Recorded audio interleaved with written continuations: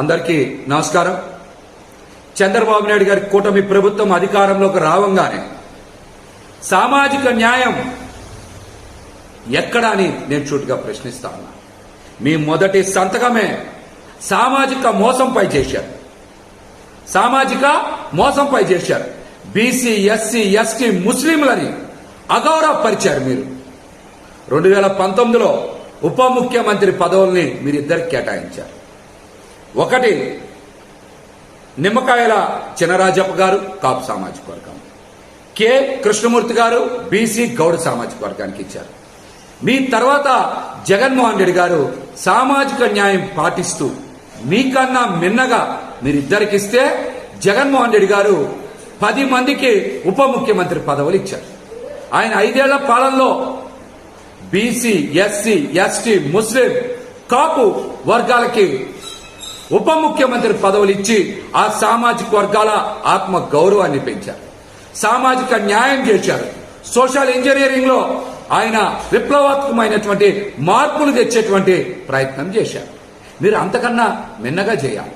కానీ BC, SC, ST, ముస్లిం వర్గాలకి ఉప ముఖ్యమంత్రి పదవులు ఇవ్వకుండా కేవలం పవన్ కళ్యాణ్ గారికి మాత్రమే ఉప ముఖ్యమంత్రి పదవి ఇచ్చి బీసీలని, ఎస్సీలని, ఎస్టీలని, ముస్లింలని మీరు అవమానించిన మాట వాస్తవం. ఈ వర్గాలకి కేబినెట్ కూర్పులో ఉప ముఖ్యమంత్రి పదవులు ఎందుకు ఇలా? గతంలో మీరు ఒక బీసీకి, ఒక కాపు సామాజిక వర్గానికి చెందిన వారికి ఉప ముఖ్యమంత్రి పదవి ఇచ్చారు కదా. మీకన్నా మిన్నగా జగన్మోహన్ రెడ్డి గారు మరి 10 మందికి ఉప ముఖ్యమంత్రి పదవులు ఇచ్చారు. బీసీ, ఎస్సీ, ఎస్టీ, ముస్లింలని గౌరవించారు.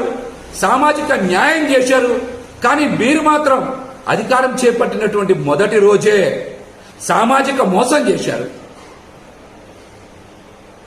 బీసీ, ఎస్సీ, ఎస్టీ, ముస్లింలకి ఎందుకు ఉప ముఖ్యమంత్రి పదవులు ఇవ్వలేదో మీరు ఈ రోజున రాష్ట్రంలో ఉండేటువంటి ఈ వర్గాలందరికీ కూడా సమాధానం చెప్పాలి.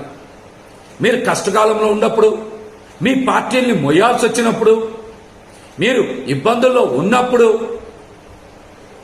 మీకేమో కేసులు పెట్టించుకోవాల్సి వచ్చినప్పుడు బీసీలు, ఎస్సీలు, ఎస్టీలు, ముస్లింలు, కాపులు అందరూ కావాలి మీకు. కానీ అధికారంలోకి వచ్చినప్పుడు మాత్రం ఈ వర్గాలకి ఎందుకు సముచిత స్థానం కేటాయించలేదు? దీనికి సమాధానం చెప్పండి.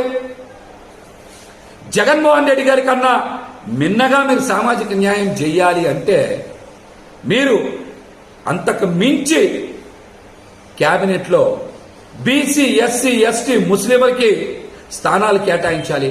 కేటాయించకుండా ఉప ముఖ్యమంత్రి హోదానే ఈ వర్గాలకు ఇవ్వలేదంటే మీరు బీసీ, ఎస్సీ, ఎస్టీ, ముస్లింలని అవమానించినట్టే కదా. ఈ విషయం మీద మీరు రాష్ట్ర ప్రజలతో పాటు ఈ వర్గాలకు కూడా సమాధానం ఇవ్వాలని మేమైతే డిమాండ్ చేస్తాను.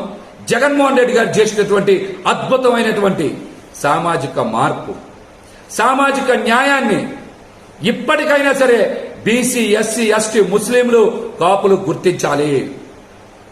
అత్యధిక స్థానాలు కాపు సామాజిక వర్గాన్ని కూడా కేటాయించింది జగన్మోహన్ రెడ్డి గారు అన్న వాస్తవాన్ని గ్రహించాలని కూడా ఈ సందర్భంగా నేనైతే తెలియజేస్తా ఉన్నా.